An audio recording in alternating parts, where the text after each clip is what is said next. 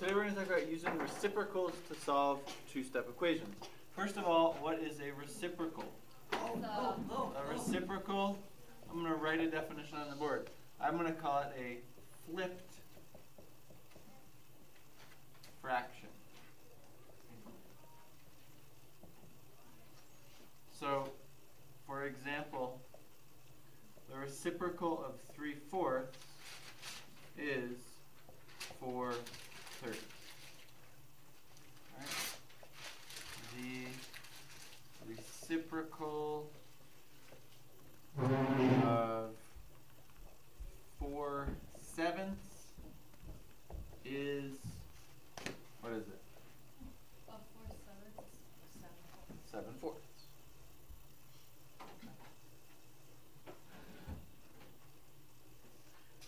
What about the reciprocal of -2/5? Oh, 5s over -2. Yeah.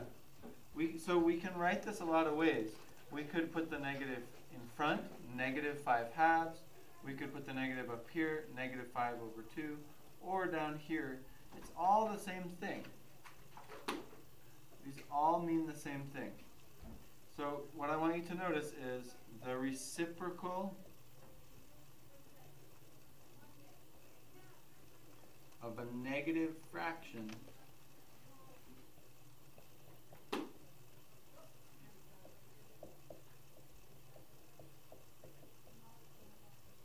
is also negative.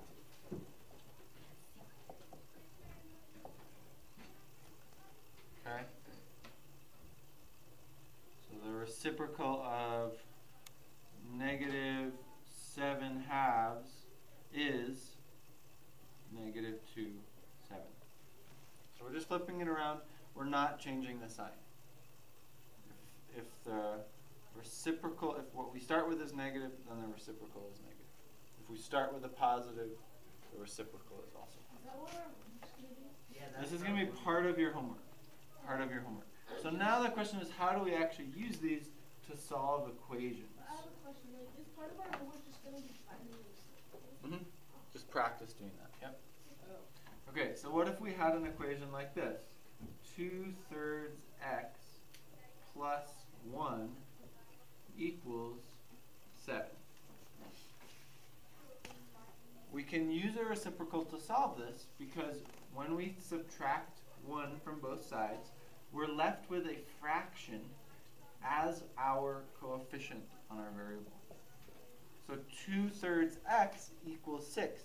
To clear out this 2/3 and get x all alone, we're going to multiply by 3/2 times 3/2 times 3/2.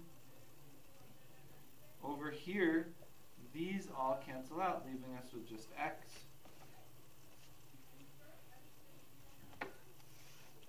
equals, and then we have to think about this as 6/1 times 3/2. These will cancel. So now we have x equals 3 times 3/1 times 1, which is just 9. Or 9/1.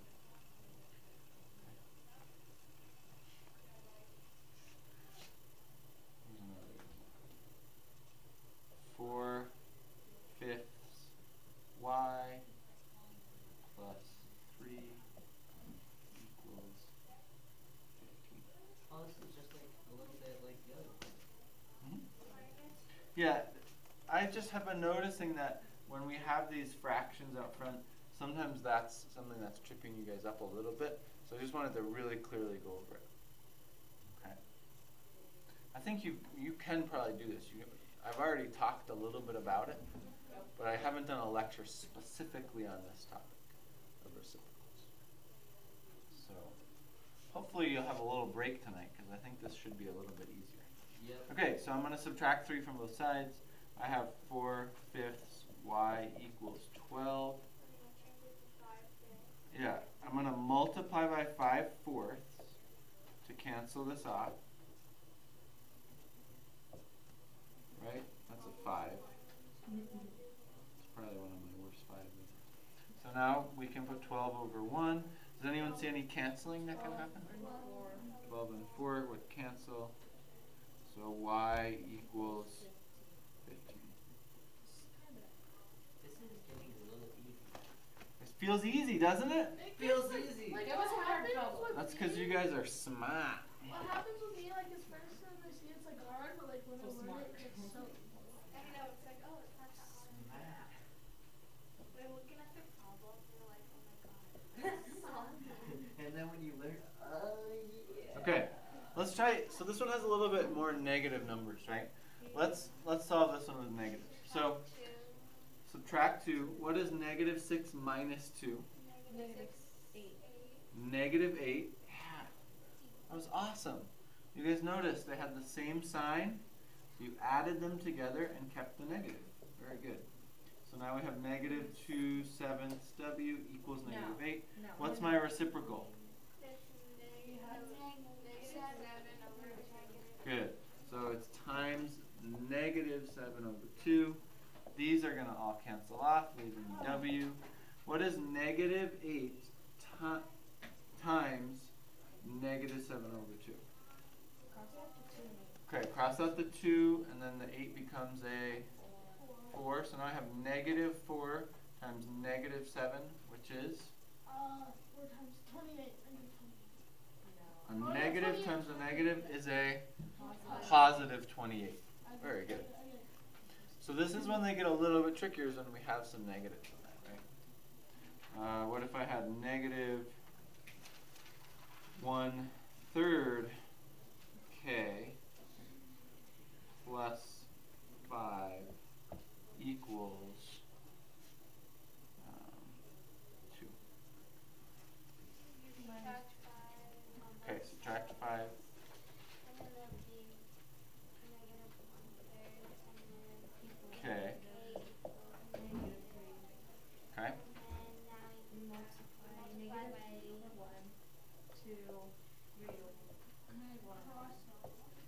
These cross out. So I have k equals 9.